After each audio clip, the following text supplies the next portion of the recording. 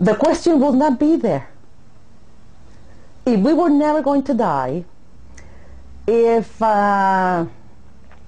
eternity was a component of the human, we will not pose a question. That's what I believe. As humans, the issue of transcendence, the issue of why do we have the ability to dream, why do we have the ability to envision different things, why do we have such capacity to think that we can always be better, that we can always become, that we have the tendency, orientation, let me put it that way, that we have the orientation to perfection.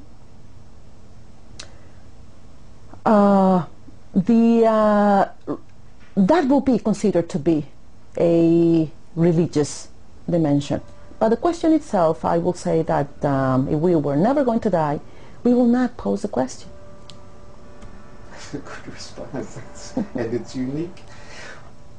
I think, I have read some good things that you have written, and I think, is it true to say that your theological approach is very person-centered, very human in its outlook? My theological approach to things, yes, that will be true, but I will qualify even more.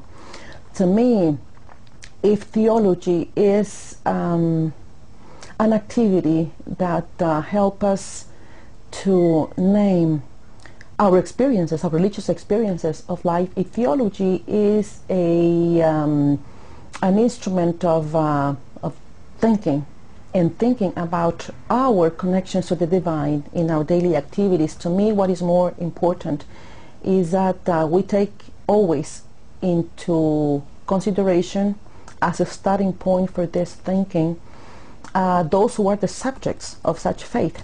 And yes, we are the subjects of such faith, but more importantly to me are those who do not have a presence, those who do not have the power to speak within the church and in society. So I am talking about the excluded groups, the poor, the marginalized. I mean, those who are the majority of humanity, the majority of the church, but however, those who do not have the religious power to define what kind of church do we want, what kind of theological thinking should we adopt, what kind of society should we live. So in that regard, yes, it is human-centered, but much more than that.